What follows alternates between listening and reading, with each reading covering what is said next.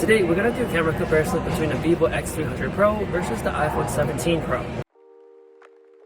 So the iPhone is my daily driver, and I would say a lot of things about the camera for the Vivo is really good. Like almost everything about it beats the iPhone except for a couple of things that I kind of don't really like. So let's get into it. If you love using ultra wide, then iPhone does have the wider look, which is something I prefer because it actually looks like an ultra wide. Whereas on the Vivo, it's kind of like the main camera but just a bit wider. So switching between these two cameras doesn't feel that significant, especially for video, which you'll see later. Next is the AI processing. Once you zoom into a certain range, it could be a hit or miss, especially during daytime where I feel like it looks too blotchy or it's just too over processed. So I feel like that processing does a lot better during nighttime. Now the Vivo does zoom in a lot more at 100x max and 40x max on the iPhone. On a camera screen, you get quick access to 4x and 8x on iPhone and 3.5 and 10x on the Vivo, which I think on those range are just more than enough for everyday walking around. Now Vivo does have its own teleconverter lens, which I think that could be the answer to those over-processed zoomed in pictures.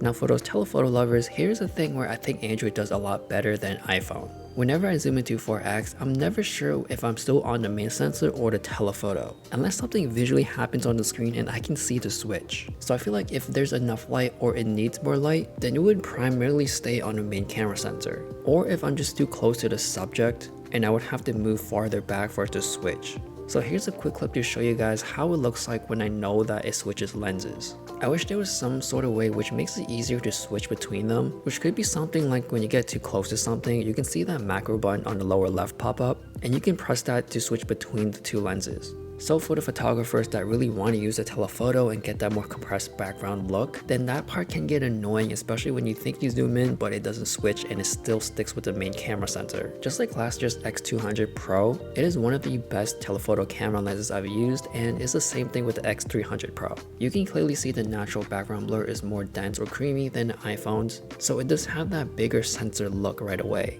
Now for portrait mode, I didn't realize it was set to different f-stops for each phone until I put the two images together. But anyways, on the options for the iPhone, you get 1x, 2x, and 4x, and you can pinch the zoom to get up to 5x. And on the Vivo, it gives you in millimeters, which is something a photographer can instantly understand. You do get more options though. I did leave out 35mm, so in total you have 5 quick options. Now moving on to low light photos, the first thing I realized is how differently they handle the highlights. For the ultra wide and wide on the iPhone, it seems like the highlighted spots are like super hot in the specific spot, which you can tell with the light bulbs or the light sources, whereas on the Vivo, you don't see that really highlighted spot at all. Now for Android, during really low light situations, I realized a lot of times it does have that processing happening once you press the shutter button, so it doesn't feel as snappy versus the iPhone, but I feel like the results coming out of it is pretty clean. So for the examples I've taken, it feels like the Vivo is slightly brighter in a lot of the situations when it's really dark, and the very bright spots are kind of more controlled.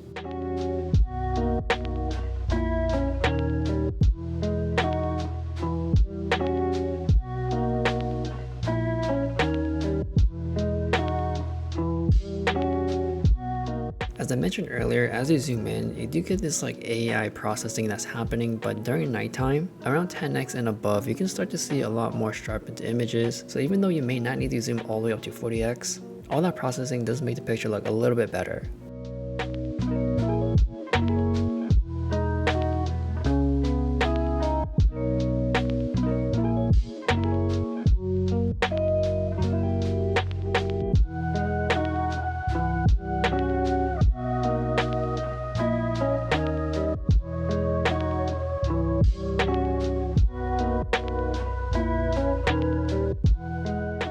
Moving on to low light video, you can tell the ultra wide on the iPhone is a lot more wider, so if you like to vlog, you might prefer the wider focal length on the iPhone. As for quality, a lot of the ultra wide during low light is not amazing, so it's not something I would expect to be good, but in terms of color, you can tell the iPhone is a lot more warmer than the Vivo. Moving on to the wide camera, the quality is a lot better, so usually during low light, this is the main camera you should shoot with. Now these micro jitters are pretty common during low light, but it seems like as you're running and gunning, that's something you would probably see a lot more, so it seems like if you're doing that style, the wide camera on a Vivo might be better. Now for the telephoto, it does seem like the highlights are more controlled on the iPhone, whereas on a Vivo it's a little bit too hot. And for the quality, in my eyes, it seems like the Vivo is a little bit sharper and has less noise.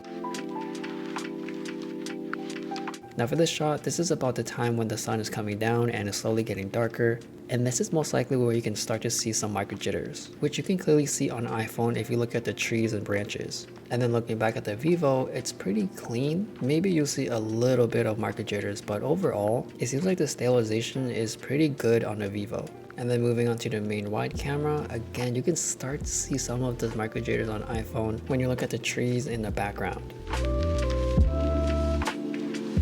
Now during daytime, obviously they both look very good, but with the iPhone on the ultra wide is very wide, so the city looks more epic and more grand, whereas on the Vivo it looks pretty okay. It's more like just a regular wide camera. And then for the wide camera, they both look pretty identical except for Vivo being a little bit more contrasty and slightly darker. So both of these phones do have its pros and cons, and I've been shooting a lot of video with the iPhone, and now trying out the Vivo X300 Pro, I feel like this is the most well-rounded camera on any smartphone. Usually I would give that to the Samsung flagship phones, since it's not the best at anything, it's just really good at all of the things. But with the Vivo, it has amazing camera and amazing video quality. But the biggest con for me is the ultra wide, it just needs to be a bit more wider. So that is the comparison. Let me know what you guys think. Thanks for watching, and I'll see you guys later.